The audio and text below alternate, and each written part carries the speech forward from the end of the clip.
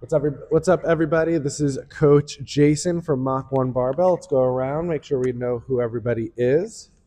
Coach RJ. Coach Bobby. Coach Sharon. And today we are going to talk about not only the importance of strength training, but what it's done for each of us and what it's done for our clients. We're big proponents of strength training, obviously, Mach 1 Barbell. We do a lot of that here.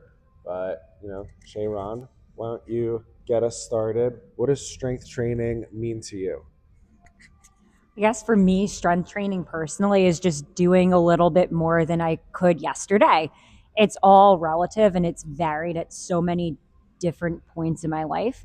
Started lifting like 2016, so I've been lifting for about 10 years now. And it's looked different in 2016, 2020, 2023. So I keep it kind of like short term oriented because life's never the same. So I keep it relative in the fact that like just trying to constantly be better. Um, I recently, like myself, I lost 40 pounds. So my maxes for my lifts aren't what they were, about a year ago when I was heavier, but I keep it tied relative to my body weight. And I think as long as you keep it in perspective, it's whatever you want it to be.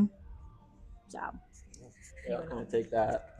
One thing that Coach Sharon had mentioned is like relative versus absolute.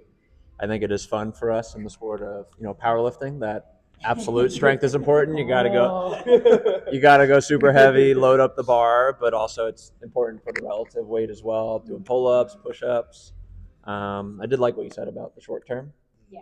In certain aspects, I always think more long term, like longevity. Sure. But it is a neat idea to think about that short window too, because you got to win the short days that turn into months, which turn into years. So That's kind of what I was going to say, too. Like, that was one thing that stood out about what you said is, like, we do this for the long term, but I think it's really smart in a lot of ways to break it down into short-term goals because that's what keeps you going in the long run anyway, or else you just get disinterested. You're not going to keep the same goal for 30 years, right? Your goals are going to evolve and change at different increments over the course of your whole life. So I think that's like a really neat way to think about that, to echo both of you. Yeah, and I want to like tap into that also about like the short term goals, especially with like training for powerlifting.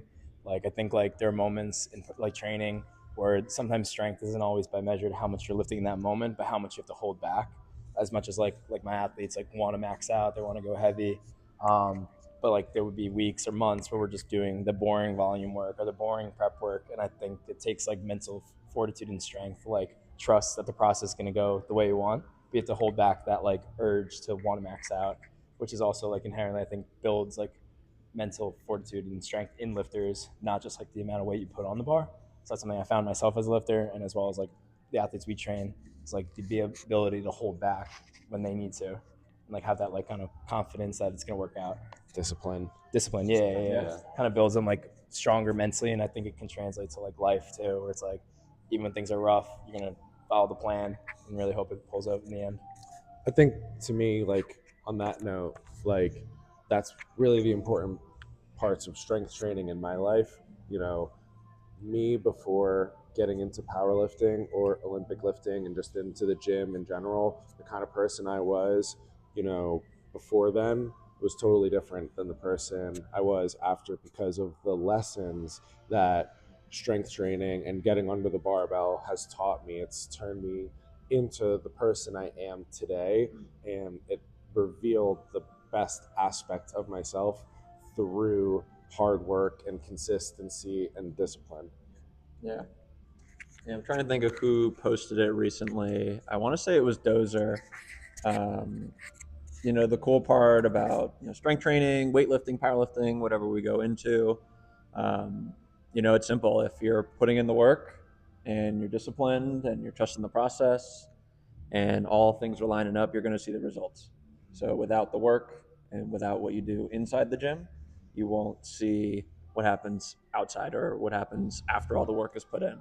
So, I think we all can agree upon like the physical aspects of strength training are great, but it also carries over into outside the facility. And, super important. I always joke, like, you get a physical sweat in here, but there's also the mental aspect. Whether you're the youth athlete or adults, everybody can kind of touch on that. So I think the mental is even harder sometimes than the physical. If you're having like an off day and you're supposed to hit a certain percentage one day, and then knowing next week, oh, it's going to like ramp up a little bit. You had a bad week before. It's like overcoming that week after week. Like that definitely, that's another area where strength kind of bleeds into just kind of the mental fortitude aspect of it. And also kind of like how you were talking before, trusting the process, sticking to kind of what your coaches prescribe you. I think that's really tough for a lot of athletes too. Yeah, for sure. Resisting the urge to not like max out all the time. Being on Like, both ends of it. Yeah. Say, like it's fun. It's really fun. Also an athlete. Yeah. Like I might have gone a little over my percentage. Yeah. That's the motto anyway. Exactly. Yeah, like today I might have gone a little over on my percentages, but it's okay. Yeah. Me? I was feeling it. Sometimes you're feeling Not it. a lot. Yeah. But knowing, I guess, being in tune with yourself too, knowing when's the good time to push and when's a good time to hold back. And I think that just comes with doing this for a while. Yeah. So Yeah, trying to like control the controllables. And we offer a lot of services here. We do personal training, we have nutrition coaching, we talk about the overall health and wellness, and those are things that we can control. There are some things we cannot. But if you're sleeping well, you're eating well, you're doing the things that you do, you might have more of these green light days. And when the iron's hot, what do? Strike when the iron's hot. We send it. And some days you come in and, like you said, you don't want to be here, you don't feel like showing up, but we keep momentum. You have that fortitude, and that's the cool part about the strength training. And kind of touching on that too, I feel like even like when you have like hard days, like at work or just in life and all that, like I feel like having like an MO, like a mission objective, like I got a squat today or I got a meet coming up, kind of keeps you on that path of like not running aimlessly when things get hard. Like it's it's easy to like have a hard day and be like, I'm just gonna like crack open a bunch of brews and then just like stay up late and just like and just crash out on everything. But it's like at the end of the day when you're like squatting, where it's like, all right, well I have deadlifts tomorrow, RPE 10, like I gotta like College kids. Yeah. Gotta lock in. You gotta lock in, like you gotta get good sleep. So I feel like even when like the days are hard, you always have an ammo in your head where it's like, oh, I got a meet coming up. I still got to keep parameters tight, and I can't run off the trail too much. Could I do like a funny anecdote? Maybe one beer. Well, I have a funny kind of story actually. It was like, okay, so every time like I deadlifted in college, like my hamstrings. Not when you were on my program, right? So this is so figuratively, the story's a figurative story. Figuratively, like when I would deadlift, my hamstrings would always be blown up. My back would be blown up. Like my muscles and all that would be sore. So my like goal was like, okay, word. So I'll just go out, get drunk the day I deadlift, like after deadlifting. So the next day I'm not sore. So that was like sort of like my recovery protocol. Things were tight, money was tight, so I had to allocate it to the bars. But now it's like learning, being like, okay, well I could have probably gotten a few more pounds per phase on my deadlift if I just didn't do that. But with those mistakes, I feel like I learned what to tell my athletes now that I was in their shoes too. So I feel like I'm an accumulation of all my mistakes, and then it's just making you sharper. So I think that's another thing about like lifting in life is like your mistakes aren't worthless. They're point driven. Like you can like learn from it. And like I can tell for certain to my athletes who are in college or our athletes who are in college, like, yeah, don't do that, not because I'm telling you to, because I've been there and I know the repercussions of it, and I'm just saving you the pain. Yeah. I think I was gonna say something before, but I think it's still relevant to what you just talked about. Is that you almost don't know like when you're gonna have like the hot iron days. Like they just kind of come up. You don't know when on the other end of the spectrum when you're gonna have like the low days.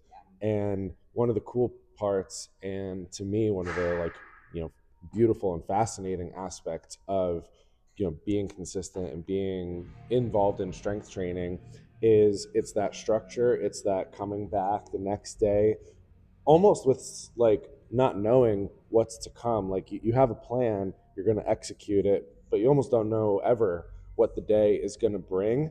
But when you are a part of that process and you are on that journey, you are going to see results in a non-linear but really, enlightening way, I think. So I think it's like there's a lot of like mind, body, spirit to strength training for me, and like that kind of hits like that spiritual bucket of, this is for us, but it's also like larger than us in a lot of ways. Yeah.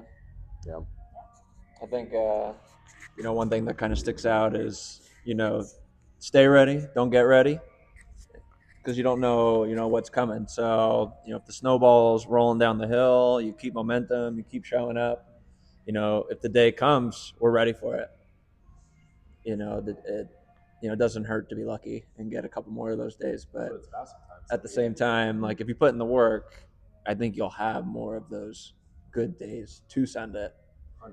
compared to just like random sporadic workout, show up every 3 months, hopefully try to go heavy. Like you're not prepared for that. Yeah. I think like that also relates to life too, where it's like even showing up when you feel like shit, like where it's like the program says like, oh, I got a 3x5 at like 85%, and I feel like awful today. Didn't get enough sleep, didn't get enough hydration, didn't get enough brews, maybe didn't get enough carbs, and like being able to be like, you know what, I'm just gonna go in, give my all, because I feel like what you guys said, it makes that like feeling like you want to strike the iron day like even much better, and like it almost makes it worth the grind. Yeah. And I've had days like that where it's like genuinely like the warm up weight feels like a max, and I'm like, oh god, I'm cooked. But then after this, yeah. But then after the fact, when you get it done and it's like it's done with, you're like, shit, I did that. Yeah. And then it's like the next workout, you feel a little better about yourself. Like, well, I crushed that one. I feel like I can crush this one. And I feel like it has to do with life too, where it's like even when the days are hard, like you can be harder. Yeah. Yeah. Now, even when, like you said, oh, you have 85% and it feels really, really heavy that day, and you're like, oh, just trying to get through it. Even if you just show up and you knock off a few percentage points that day, but just the fact that you're showing up consistently, that also keeps you going for the long run, I feel like.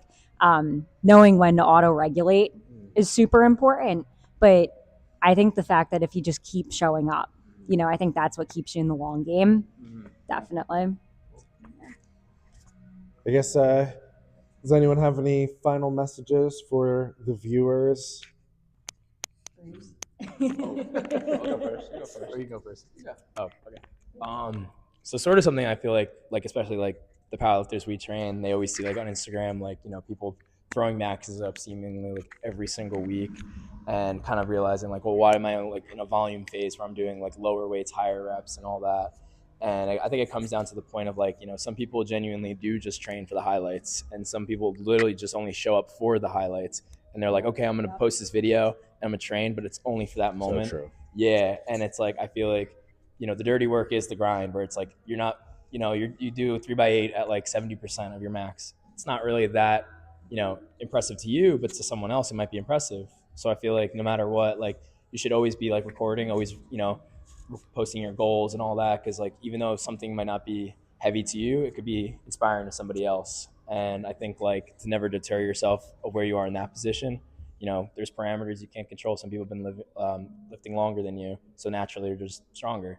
But I feel like it's not fair to compare where you are in your training phase to where kids are posting, or athletes are posting their highlights nonstop. Because I've been there myself, where I see like everyone's PRing every week, and I'm like, how are they doing that? Whatever. And then all of a sudden they just stop posting, and I'm like, oh, they must have been hit their limit. Like, you know what I mean? It's impossible to keep PRing every single week without it having some drawbacks. And I guess to like the lifters and like coaches, trust like the dirty work, because that's at the end of the day, that's the back end stuff that's going to make you the strongest on meet day. Yeah. Yeah, I'll kind of piggyback off of that. The strength training is really cool. In our setup here, we have the physical therapy clinic in the gym, and on the physical therapy side, we have this big window that everybody can look out. If we could turn the camera. But sometimes I have people on the table and they look out and they're like, "Oh, that's so cool in the gym," and like Bobby was saying, like the people who are out here are very inspiring to my PT patients, because they're like, I want to get to that point someday. And I always remind them like it's the long game, kind of contrary to what we said before, but I think of this as like investing. Like we are trying to dose a little bit as much as we can or as often as possible. Keep momentum, take care of ourselves so we can, be within our limits. And, over time we get a little stronger, function improves, day-to-day activities get better. Like, yes, loading up the bar is cool and getting stronger is cool, but, we want to make things outside of the facility a lot easier. A specific example is I have a lady that had to take care of her mother. Her mother, in the PT world is what we call max assist, and her mom depends on this woman to take care of her. And through strength training, this individual was able to do that a lot easier. Not only were the lifts going up, but moving her mother and taking care of herself became a lot easier. So you know it's more to just moving a bar and moving some weight. There's a lot to be learned about yourself, and there's the communities aspect too, where you're helping each other out and holding each other accountable. We could talk forever about this, but there's a lot of lessons to be learned, and I can't tell enough about, get started. Don't wait. Find a facility. We'd love to help you out virtually or in person. Come check us out. But if you're not with us, find a gym. Get in there. Start. Because it could be, one day I'll do it, or today is day one. Just to kind of piggyback off of what you said, Yeah. the one thing I would encourage everyone to do, talk to your coach, whether you have one in your strength training or you're thinking about getting started. Find yourself a coach, because they're the ones who are going to help you reach the goals that you need to get to or want to get to, whatever is going to make you happiest at the end of the day. But sometimes there's been times for myself where I've been afraid to speak up. You compare yourself to other people in the gym, and it's easy to fall in that rabbit hole of oh, I'm not as strong as everyone else or whatever. Seek out the community, talk to your coaches. Everyone's kind of there to help you. I know here we have a really great community of athletes and coaches. So definitely, whatever is important for you to keep your strength going, don't do it alone. Yeah. I think on everyone's note, my final message is that strength looks different for everybody, and it comes in a variety of flavors. Maybe it's training for a weightlifting meet or a powerlifting meet. Maybe it's training for another kind of sporting event, like being on the field or on the court. Maybe it's training for just helping your mom get in and out of bed. Whatever it is, being stronger is always going to have, in my opinion, a positive effect on your life. So keep it in as a part of your regular everyday routine, and I think you're just going to flourish because of it. Yeah. Cool. All right. Sign off, gang. Boom. Good timing.